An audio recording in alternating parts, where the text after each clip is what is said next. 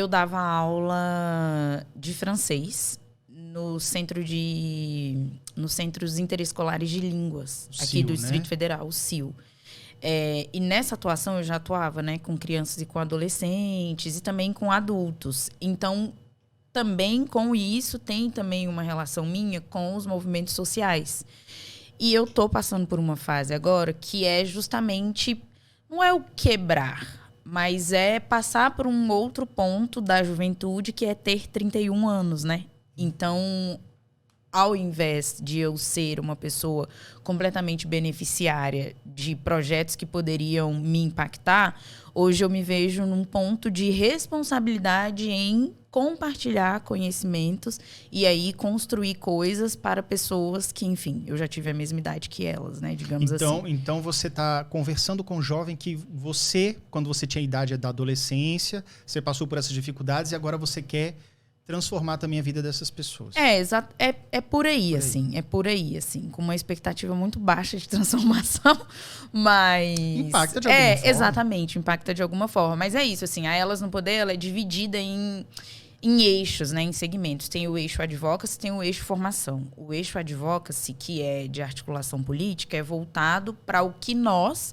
enquanto mulheres adultas, né, podemos fazer dentro do Congresso, enfim, parlamentos, conversar com outras organizações, ter conteúdo suficiente para conseguir conversar sobre os projetos de lei e tudo mais. Uhum. E de um outro ponto tem o ponto de formação. O ponto de formação, por exemplo, tem um programa que se chama Impulsa, e a Impulsa é completamente voltada para formar mulheres que tenham interesse em se candidatar ou que sejam ativistas que queiram apoiar candidaturas, digamos assim. E além desse ponto de formação, aí tem o ponto infanto-juvenil, que é o Elas na Escola para crianças. Entendi. E adolescentes. O Elas na Escola, então, é uma maneira de você levar essa consciência para as escolas. Para as escolas, exatamente. Como vocês atuam nas escolas? Só para entender melhor o projeto Elas na Escola. Perfeito.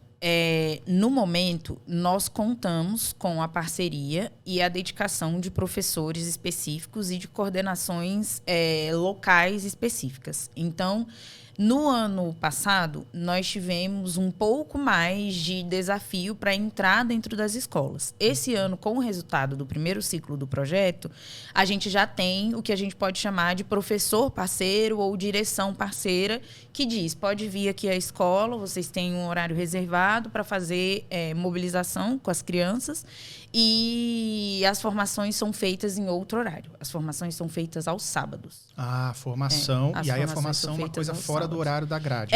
Exatamente. É fora do horário da grade com o aluno que quiser, a estudante que quiser participar. Entendi. A faixa etária dos estudantes é o quê? Ensino médio? O que é? A gente está trabalhando com 12 a 16 anos. No ano passado foi 8º e 9º ano. E esse ano a gente está focando em 1º e 2º do ensino médio. Entendi. Mas a gente entende também que quando a gente chega para conversar com uma criança na escola, ela acaba levando para um primo, para uma prima, para o irmão. Então a gente não necessariamente barra, por exemplo, a presença de um menino ou a presença de uma criança de, sei lá, 10 anos que queira participar. A gente avalia caso a caso, mas a faixa etária é 12 a 16, mais ou menos. Sim. E o tipo de atuação é para meninas, eu acredito, né? Uhum. E como é que funciona isso, assim? O nível de conscientização, ele vem no sentido de papel na sociedade, papel na política. Como que vocês fazem essa atuação nas escolas? Entendendo o papel da Elas no Poder, a gente percebe que o nosso grande enfrentamento é ter mais meninas e mulheres em processos de decisão. Isso é o ponto, né?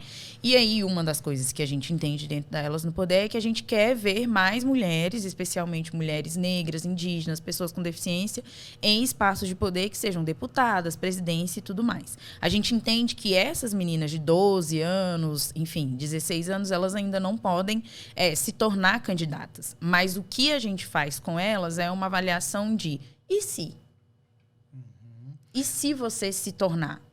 Entende? Às vezes aquela criança ela tem até uma veia para isso, né? Exatamente. E aí, às vezes, por uma falta de condições, talvez da cultural e tudo, ela não desenvolva essa pegada política que ela poderia ter, né? Sim. Então, na verdade, é uma questão de formação de consciência, mas também voltada para a consciência política. Porque, querendo ou não, Eu acho que todo papel de poder, ele passa por essa questão da conscientização. Sim. É o primeiro passo, né? Sim, sim. E aí, assim, o que a gente percebe é que a gente quer ver mais mulheres no poder. E entendendo a realidade dessas meninas, essa geração, eu tô com 31 anos, né? E aí eu vejo a geração das meninas de 16 anos, sei lá, 17 anos, que chegam pra mim e eu faço alguma brincadeira e elas falam assim, nossa, professor, isso é muito 2016. E eu falo assim, gente, mas Como assim? como assim, cara? 2016 foi ontem. Como assim? Isso é muito 2016, cara. Então, assim, música... Tem uma série de coisas que elas já têm como bagagem, né? Ideias, formação, vontade.